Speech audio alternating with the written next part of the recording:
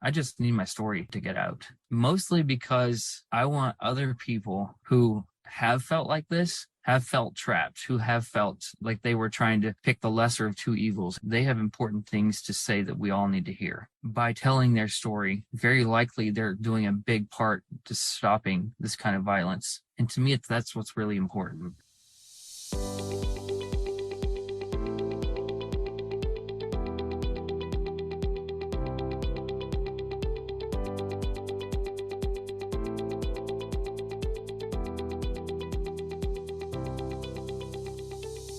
Hi, everybody. Welcome back to Sexual Assault Survivor Stories, the SAS podcast. Or if this is your first time joining in, thank you for being with us. This podcast is a safe space for victims and survivors of rape and sexual assault to share their stories and connect with others who've been through similar experiences. I believe that sharing our stories is the first step to healing, and my hope is that the SAS podcast will help victims and survivors feel less alone and more empowered. I'm your host, Dave Markell, coming to you from the Podvlog studio in St. George, Utah, and I'm here each week to provide a platform for victims and survivors to tell their story and for experts and professionals to offer insights and information to help us all on our healing path and to provide an education on being trauma-informed in order to help bring justice to victims and survivors of rape or sexual assault. If you are a victim, survivor, or know someone who is, or if you investigate or prosecute rape or sexual assault cases, or if you provide treatment, counseling, or interact with victims or survivors of rape or sexual assault in any capacity, I urge you to listen to this podcast. Remember, you are not alone, and we are all here to support you. Hello, everyone. Thank you for joining me for episode 42 of Sexual Assault Survivor Stories, the SAS podcast. You know, I recognize that sometimes I tend to overtalk the introduction of an episode, hoping to entice you to stay tuned in and really hear what the guest is saying. I'm not going to do that this week, but instead, I'm just going to let you know that my guest, Joshua White, is well worth listening to the end. Now, let's get to that episode. Here's Joshua. Joshua, welcome to the show. Thank you. Good to be here. Well, I'm very appreciative of you taking the initiative to reach out to me and would love for my audience to know a little bit more about that. Tell me how you found Sexual Assault Survivor Stories and how you decided to reach out to me. So, of course, I have a background as a survivor and also an interest in law enforcement activities related to that. I've spent a decent amount of time working cases for other people in that regard. I jumped on LinkedIn, and I think it was through that I first saw your podcast. And of course, then I wanted to follow and just kind of see. I'm not got a lot of time in my life to listen to podcasts, but I like at least to see the faces coming through and to see, hey, this person has fought through this and survived and kept going because of this, and just even getting tidbits of their stories. So that was really important to me. And that's kind of where I came to be about this. That's great. And I really appreciate the courage that you're showing in reaching out to me and deciding you wanted to talk about this. You told me in a message that you also wanted to talk about your healing process. So I think once we hear about your sexual assault experience, let's get into the healing process. What are you able to tell us about your experience? You know, I grew up in a conservative Protestant church organization. Church was, and I should say religion, was a lot about who we were as a family. But somehow in that, I kind of got lost between the cracks, I guess. I can now understand that grooming really started happening pretty heavy at about the age of 13. And then pretty quick after that, the different types of sexual violence I endured. To be honest with you, I've lost count until I was about 18. And then this individual stalked me for another 2 years approximately until I moved out of state to go to college. That's the really fast nutshell of it. Joshua, are you able to tell us about this grooming, if you could, and who this person was in relation to you and the church? I grew up in a small community outside of small town USA, kind of in the backwoods. About a third of the people that went to our church carried the same last name as my mother. And then another third were cousins. And then another third were everybody else. My mom was one of 10 and had a difficult life. And she had to become mom to her first 8 siblings at 11 years old, and just had a difficult circumstance there. So she saw when her youngest brother, who was half brother, things were kind of falling out with him. He was being bullied and a lot of other things. She took him under her wing. That, of course, it's not supposed to be this way, but he used that to get close to me. I didn't feel like I had any friends really, and just longed for that approval and friendship and stuff. And he filled a role that I needed. As unfortunate as that sounds, he filled that role. And he started doing things that were uncomfortable to me, like uncomfortable side hugs, tickling. He wanted to offer me back massages, all of which I would decline until he kept pushing, and then he would win. I remember earlier he wanted to wrestle me, and I tried to stop it, and to the tune of leaving big red and yellow bruises on his bicep, tricep areas, but he still tended to win. Now, I say that, but I'm not sure if I was 150 pounds at that point or about 140. And this man was 450 pounds, 6'7", huge, massive man. Emotionally, he was very small, but he physically was massive, and he could overpower me easily. He went from grabbing me through my pants, my genitals through my pants, to grabbing me inside my pants, to climbing in the shower while I was there to try to wash me up. At one point, he sat on top of my chest, and I could get my arms out. He sat on top of my chest backwards, and I can get my arms out enough to punch and kick and hit and try to push him off. But I ended up eventually just asking him to please hurry up so I could get up. It was like that. And then eventually I woke up to him doing much worse things to me that I can hardly repeat. I'm really impressed that you could say as much as you did. This is really difficult stuff to talk about. Joshua, I want to say before we go any further, I'm really sorry for the experiences that you had that even brought you to the point of being in touch with me. But I am very, very thankful that you were able to get out of that situation and that you're healing and that you're willing to talk to us about it, because I know there are people in this audience that need to hear this story. I appreciate you. It means a lot to not only me, but the entire listening audience. So thank you. Thank you. What was the age difference between you and him? I believe somewhere 12 to 14 years older, I think, if I'm not mistaken. Tell me more, if you could, about the role that you said he filled in for you and how that started out, what your thoughts and feelings were about him. Sure. Between my mother and father taking him into their wing, like we would do supper after church on Sunday nights. My mom and dad would invite him up to give him a place. He started doing that. Then he started eating supper at our house almost every night. When we would all go out, do things together to get out of my neighborhood, for example, he sort of filled that role. He could fill a role of some things that I liked that I couldn't afford. Like he would buy things for me, send me to a place I like to eat, computer games that I might like to play. And he would use those to isolate me to maybe his house. He could only set it up at his house. And that worked perfectly for him. It felt weird for me at the time, but that's the only thing I could identify. That's weird. Okay, it's done. Keep going. And he had the ability to just keep bringing me back in, like time after time after time again. And I don't, to this day, understand why. If I'm looking at it from a viewpoint for somebody else, I can understand. It makes sense to me. But when I'm dealing with me, I lose it. The cognition isn't there. Was it more of a big brother kind of relationship in your view, or like an uncle, or how did you view that? It appeared more like a big brother. Yes. Yeah. Supposed to be a safe place, things like that. Yeah. Eventually it went to doing the things that I would do, complying with him to get him to stop begging me. By the time I was 14, 15, there wasn't really a trust factor anymore. It was more of please, please, please, please. And I would gauge how long I could put him off. I couldn't talk about it though, because I was afraid. There's a lot of reasons why. I think I was afraid, but I couldn't talk about it. And I wasn't able to talk about it for many years after. If you're able, let's delve more into that fear element. Sure. Tell me how it felt in terms of fear in dealing with this man. He had a house. We lived at the top of a hill. These were literally unnamed streets until after I was 20. No stop signs, no street signs, no anything. Yeah. The common by the oak tree type of thing. He lived at the bottom of the hill. I lived at the top of the hill. He would come up a lot when he was bored after work, things like that. And as things progressed, he would do it more.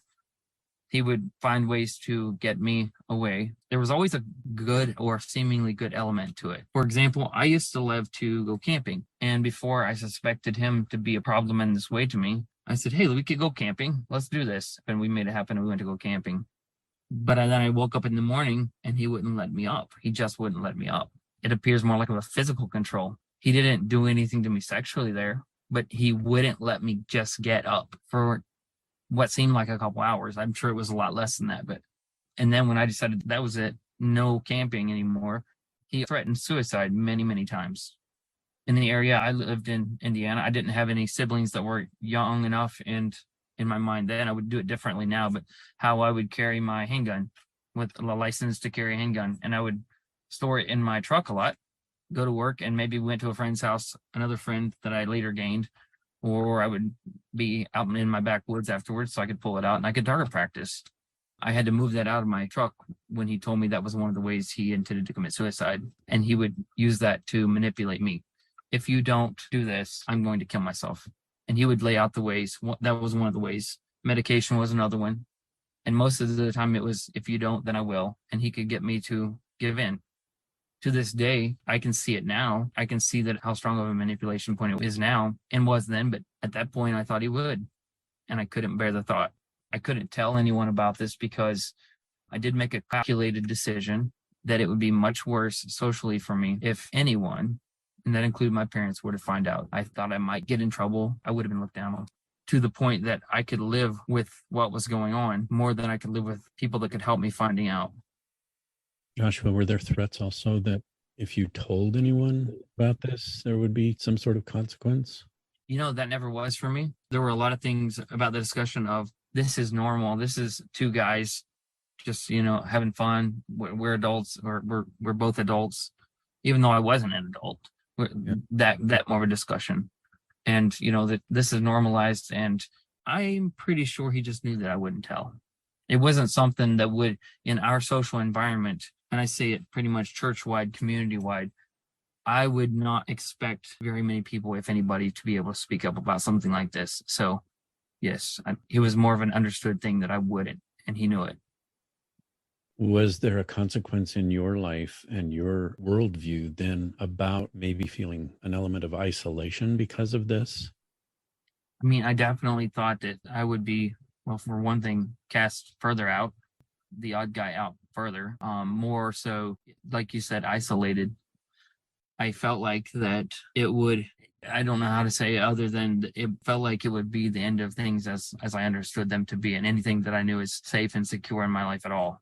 What did this make you feel like in your own experience with, say, other people at church, other people at school, friends? What was that impact like?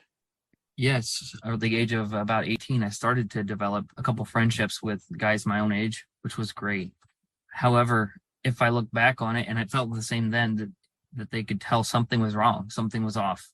And maybe they didn't have any idea how to deal with it or any of that, but it felt like the people around me, if they didn't see what was going on, they were missing the obvious thing. And yet no words came, nothing came, no one said anything. And it felt like to me that if the obvious were to have been stated overtly, that I would have lost any amount of friendship that I had with anyone else, probably due to the amount of shame, but I'm not sure. I hear in what you're saying, and maybe I'm misplacing some of your feelings, but it sounds to me like some helplessness that you were experiencing. Like there's nowhere to turn with this. Am I right in that interpretation? You are absolutely correct. It's unfortunate, but you are. It was a constant process of trial and error, looking for the lesser of two evils, or two or more evils, a survivalism type thing, or attempted survivalism. Were both your parents in your home at that point in time? Yes. Yes. And how did this impact your relationship with them? My mom really found out about it about 5 or 6 years ago, probably 6 years ago now, 7, I don't know. It was 2017, 2018, something like that. She found out about it, and it has impacted her life tremendously. I would credit a lot of it to her not having a mom to teach her and train her, and she had to be mom as a child for many years for a large family and stuff that probably impacted her ability to see some of those things. I don't doubt that my mom still loves me and always has and would protect me to the best of her ability, but she found out when my sister told her a few years ago. What did that do with your ongoing relationship? off and on since then, we've briefly spoken of it. It came up recently, about 3 or 4 months ago, when her father passed away. And she was having a lot of difficulty, and she expressed that to me, being in the same room as my uncle. He was the one that would drive my mother's stepmom and his biological mom around for making her funeral arrangements and things like that. And so they ran into each other a lot. And my mom would just try to pretend he wasn't there, because she's like, if I don't, she felt like she might, it was possible she could give in and potentially physically harm him. And she was fighting that strongly. Yes. And for me, that meant a lot to me. Not that I want him to receive physical harm, and I don't, and I'm not, I let God be the judge to the best of my ability, but to know that my mom cared like that when she did find out, it helped a lot. It's difficult knowing that she didn't see it, but it also was relieving that, yes, she is human, and yes, she did love and care for me. Yeah, that's important, and I think vital, not just important, but vital for anyone in their perspective of their parent, to have the knowledge that at least they cared or do care enough to have some of those emotional responses, instead of what the opposite could be. There was no indifference. Was not indifferent by any means to the process, and that meant so much to me. Yeah, for sure. You mentioned a sister. Did you have other siblings besides her? Yes. So I have one sister older than me and two brothers younger. One sister is just 1 year older, and then it's 2 years between me and each of my two brothers. Are you able to talk about how the sister that you're referring to, this older sister, how did she find out about this abuse? Sure. So honestly, I thought I had dealt with all of this mess, as I call it. I'd done well. I knew that I wanted to fight back against this type of abuse, this type of violence most of my life. And then I eventually got to join the Army and become an agent and investigate some of this stuff. I went back to the military police schoolhouse and started taking their special victims capabilities course. I went immediately from there to pick up a vehicle I was buying from a friend in Pennsylvania and drove back through Columbus, Ohio to Fort Campbell, where I was stationed. During that time, I stayed overnight at my sister's house in Columbus, Ohio. Her husband was stationed there as an active guard reserve soldier, and we just got to talk a little bit. And as you could imagine, all of this stuff had come back up in my mind over 2 weeks and had been eating at me like crazy. And it just sort of all came out that early morning when I was at my sister's house. She told me later she couldn't really sleep afterward until eventually she felt like she had to tell her mom. And then she called me and apologized profusely for telling my story, in which I replied that that was okay, because I wanted my mom to know and didn't have any idea how to tell her. And we were on the same page about it. So that's kind of how it happened. And how has that relationship with your sister developed since then? My sister and I have always been really close. It wasn't just a wave and I just, vomited all this out onto her. We've been close since we were very young kids. And it kind of helped my sense of trust for her, to be honest with you, that she was intuitive enough to understand I needed that without really even knowing it. Very thankful for that from my sister. It's good that you've got that ongoing relationship too, that she's still a support system for you, it sounds like. She is. She is. All of my family has been very supportive. Can we backtrack a little bit, Joshua? Tell us about your decision-making process and desire to get into the military. How did that evolve, and how did you decide to go into criminal investigations? Well, I didn't know that the Army had a criminal investigations division until the night before I went to talk to the recruiter. But I knew I wanted to do something in law enforcement. And I knew eventually, kind of subconsciously, that I needed to fight this type of abuse, child sexual abuse and sexual violence as a whole. So I had been working as a mechanic for about 9 or 10 years. And it didn't feel like there was the adequate level of growth that I wanted, not just income, but learning and professional development.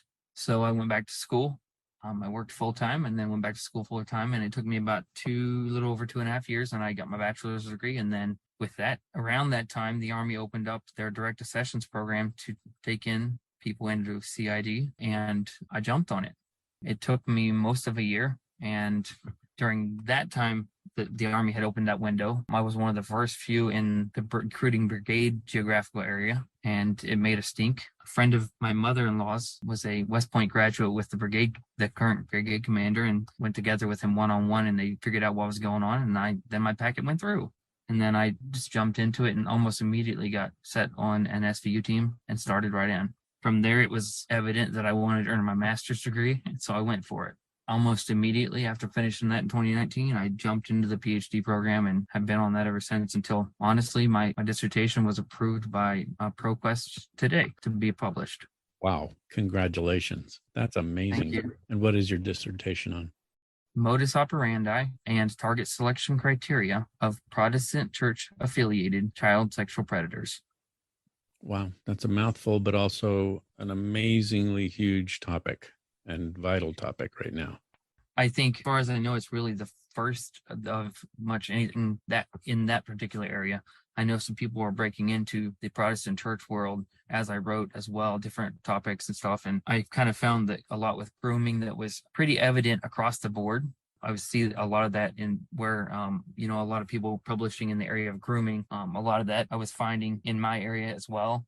So a lot of similarities with that. No surprise, I would say. I pulled out 15 qualitative cases and went for it. You have got an amazing education and background on the issue of child sexual assault. What made you reach out to sexual assault survivor stories? I think I mentioned earlier that I've seen some of your podcasts come through. To be honest with you, I would see it and you have an inviting face. So I'll just get that on the table. And he's somebody that you could talk to. I can spot them fast. And I think you learn to read that with the experiences that I've had across life, professional and personal. And I found that to be true talking to you as well. But I've always wanted to tell something of my story. I wanted to make it public. To me, it has always seemed like the ultimate goal in the healing process. It wasn't being able to stand in a court of law and tell this man how he did things to me and what the impact it had on me. None of that. I just need my story to get out. Mostly because I want other people who have felt like this, have felt trapped, who have felt like they were trying to pick the lesser of two evils, that actually they have important things to say that we all need to hear. By telling their story, very likely they're doing a big part to stopping this kind of violence, even if only in their small area. And to me, that's what's really important. Absolutely. And it is the reason for this podcast. I've said that so many times to so many guests, that providing that platform for victims and survivors to tell their story is, if not the first, one of the first steps towards healing. And I know you've taken lots of steps toward healing. You must have in order to get through investigating these in a professional aspect, and also writing about child sexual assault in your studies and dissertation. You hit the nail on the head. It really boils down to being able to talk about this with people who need to hear it, people that it's going to help, not only other victims and survivors, but also people who know other victims and survivors, people who investigate and treat and reach out to help other victims and survivors, advocates, medical professionals. I harp on all of these different professions that this podcast is geared toward and hopefully helping. And you've just, like I said, hit the nail on the head with wanting to get your story out. I can't thank you enough for doing that. Let's do what we talked about when we first started talking. If you could, tell us a little bit about that healing process and how that works for you. The healing process is obviously a very complex thing. For me, a big part of that was found in my formal education, looking for answers. Not entirely writing and researching for my dissertation, but just as a whole, what I did. I needed answers. I've also found there were a lot of steps prior to that I needed to do. I think I mentioned earlier, in short form, I got to where I could take a small step in trying to, say, report to law enforcement my story, anything. And I would take that small step, and then I would face an emotional collapse over it. At least in that area, for several months, become emotionally exhausted to the point I couldn't go further.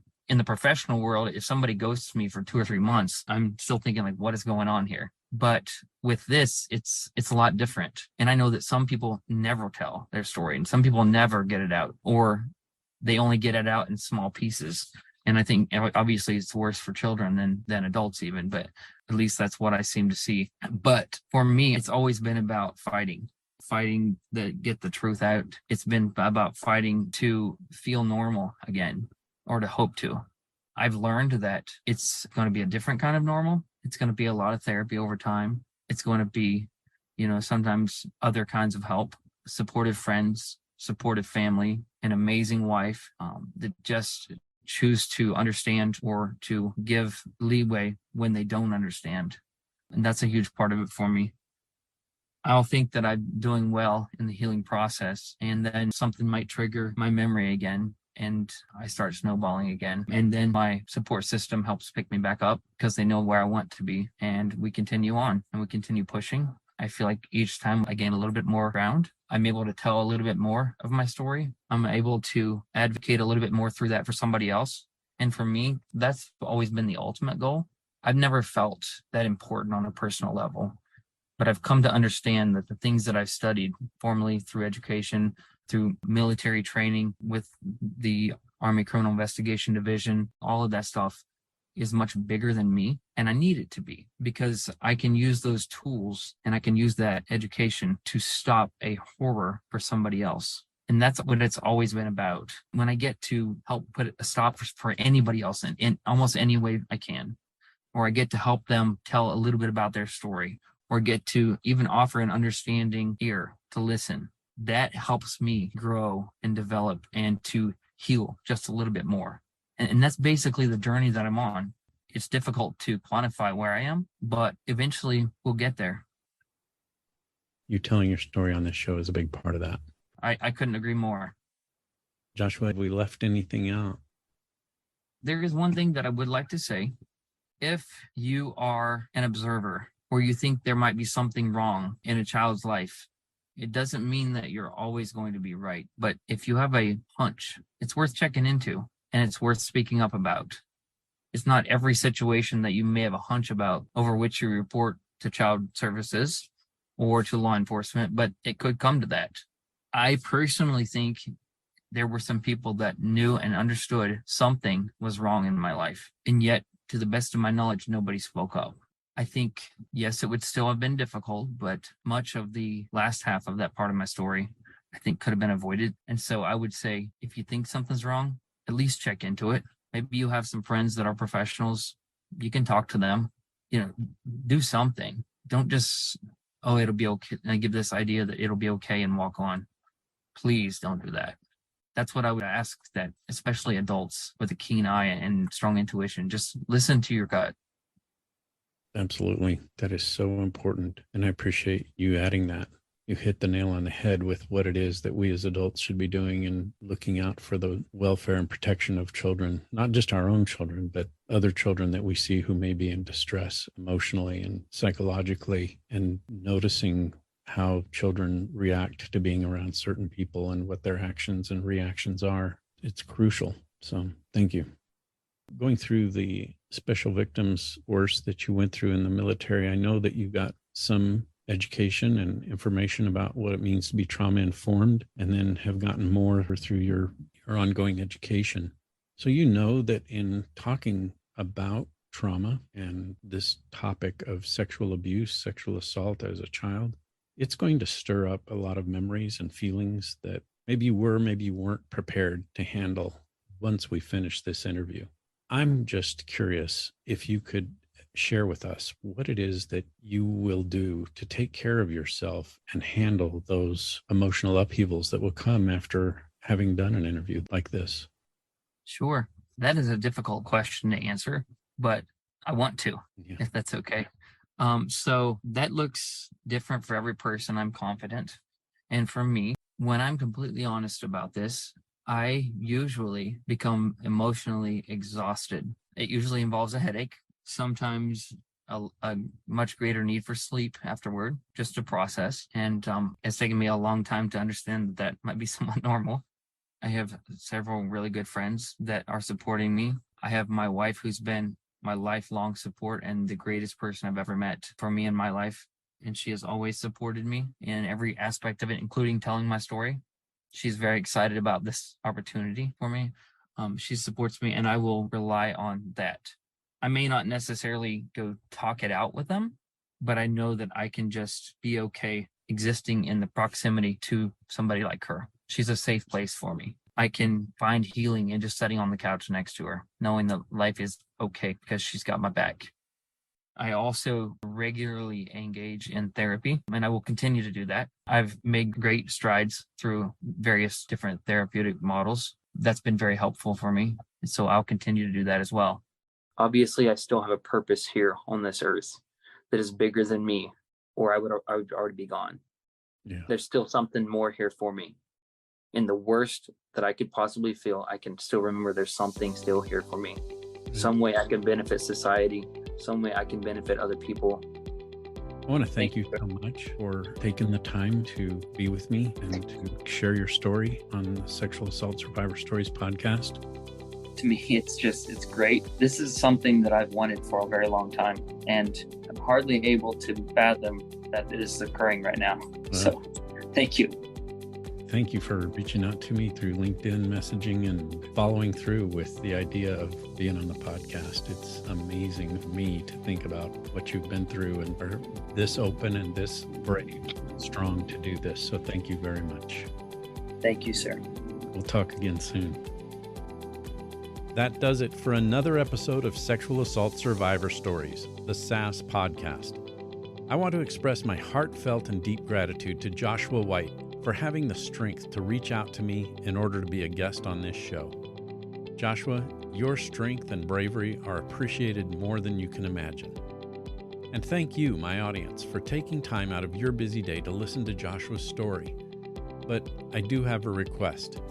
Now that you've heard Joshua's story, please subscribe to Sexual Assault Survivor Stories, rate the episode, comment about what you've heard and what your impressions are about this show, because I really do want to hear from you. And then hit the share button so that your family, friends, coworkers, and acquaintances can hear Joshua's story too. Really, this episode needs to be shared. And another request, please do your part to help bring justice to victims and survivors of rape and sexual assault. One of the best ways to do this is to start by believing, because we all know someone whose life has been affected by rape or sexual assault. We'll see you next week.